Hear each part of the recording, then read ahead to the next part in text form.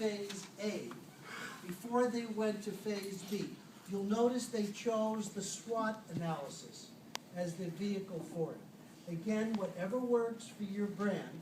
And this was their first chart. I've changed the chart, and I want to point out, don't let the titles in your graphic be more than 15–20% of the page, because I'm going to show you how you can change that to this for presentation purposes using custom animation.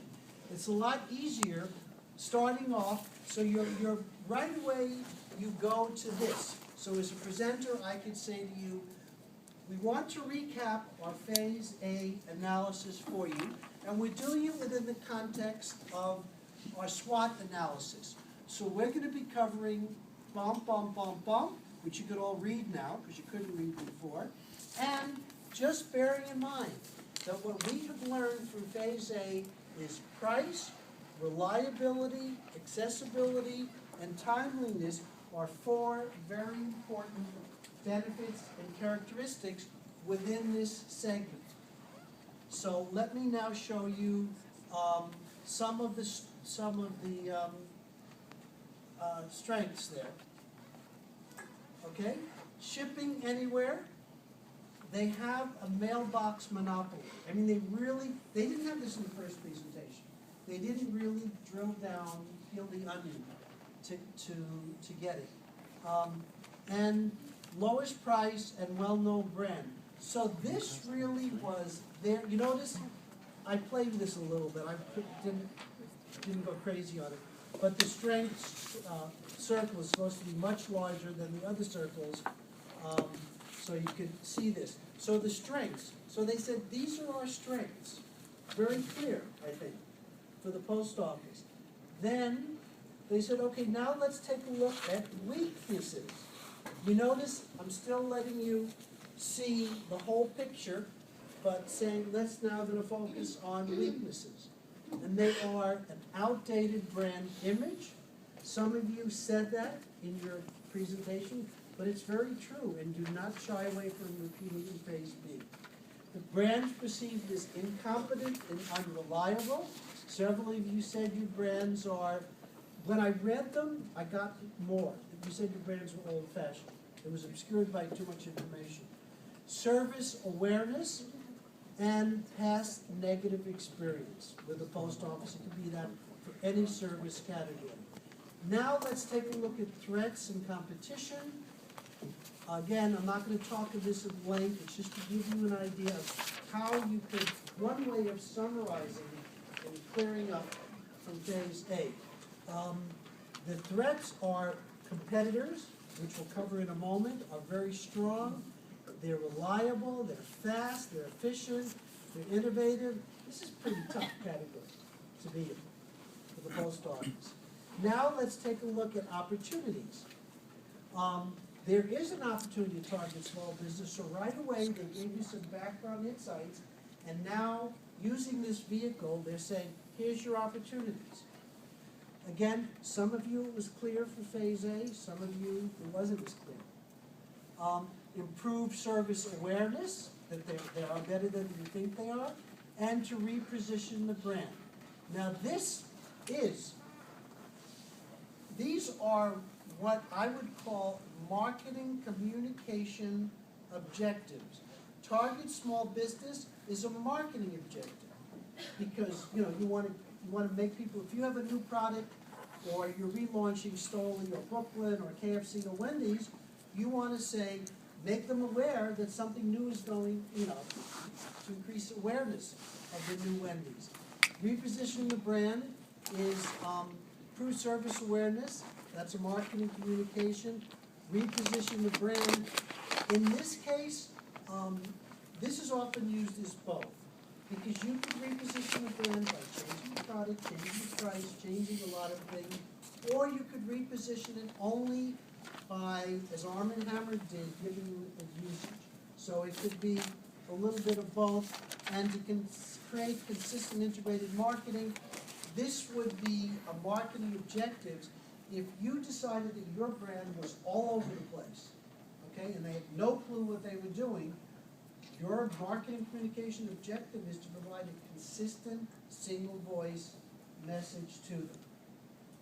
So now we go to the strategies. Now they took a look at the competition. Again, they had 2 on a page. I simplified it to give you an idea of what, when I was in the back of the room, what I could see. We ship everywhere you want, which is their message. If it ships, it fits. And what do they use TV commercials? So this was a quick message. You've got 16 minutes, 17 is the cutoff. I'm going to be a traffic cop, like New York City traffic cops. So time your presentations out. So again, this is what their message is, this is their slogan, and this is where they are. Same thing for FedEx. They position their message as, you see the commercials, we are the most reliable.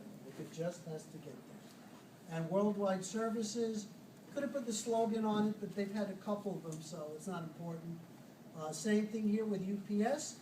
Logistics, you've all seen it's a year old, their logistics campaign, and the subways and everything. Brilliant. I think a really good campaign. Got the TV, I looked at the TV commercial, there's a lot to be learned. Eco-friendly TV commercials, DHL. Spending so much my time outside the U.S., anybody from outside the U.S. knows you swear by DHL, in the U.S. you swear by FedEx. So it's a very different situation. I've always used DHL. We are truly global, and they really are the best globally, my personal recommendation. So then they did a perceptual map, and like I'm encouraging you to, they took the 2 here, then they added eco-friendly, they added technology-driven, and where they wanted post office to be. A little show business, but that's that. Then they had a chart, okay? This is great chart, but bad chart. If I would, please, I would say we looked at several different positionings with a winner. Now I'm going to take you through some of the positioning. Now that's clear, because there's no way you could read this. You don't know where the eye could go. You no idea what to do. So that's why you don't do it. This is to learn. You need to learn. Statements. Catering, taking care. I mean, I don't have to read that to you. What a great way of saying, you know, they did their first focus groups like you're doing, and they said they identified 3 different positionings, and then they said, here's what they told us. Too long, they didn't like the catering word, didn't explain why. Very simple, right? Very simple format, statements. And then the next one, use technology. You know, what about reliability, on time? And this is interesting because what this told them, at least for the consumers they spoke to, was reliability and on time is really important as a benefit. Because these are benefits right here. This is gobbledygook. I'm glad the consumers saw through it. And fulfilling all your shipping expectations. Again, this is too broad. It doesn't really give the positioning, but they learn. Again, they took simple statements, 1 sentence, and they sent it to them. And so this is the one that won. Fast, reliable, and affordable way to ship. Concise, gives the idea. Now you'll notice, because I'm going to talk about it later in the class, they use fast, reliable, and affordable. When you have benefits that are related, you could put multiple ones. When they're not related, you can't. You can't mix apples and oranges. In this case, this category, they were very consistent. Up front, remember those 4 things they did? They showed you what the 4 important things were. And then they did this. I'm not going to show it to you, but they also did the same format, I think maybe it's in there, for their slogan tagline when they presented it. The same simple way of showing it. Okay? From that, that focus group research, the first focus groups you'll do, They developed a positioning statement. It's in the PowerPoint presentation. They said, our target, small business and frequent personal shoppers. What differentiates us? We're affordable, everywhere and affordable. Benefits, again, fast, reliable, affordable, and technological shipping solutions. This was what they learned from their positioning. Because if I'm going too fast, tell me to slow down. But again, it's mostly for format, because they really nailed it. So far, it's pretty simple, right? They're telling you a simple story. And of course, reason why, we're going to do that exercise today, so I can explain the difference to you between the benefits and the objectives. But again, reason why is always facts. The facts, features, attributes, used by 1 million people, the first, brand in Russia, the foremost, etc. It's generally facts. Attributes and benefits are factual. Attributes and reason why is factual. Benefit is what turns you on, said differently. So they said, okay, we've got dual targets. Some of you may have primary and secondary. They have dual targets.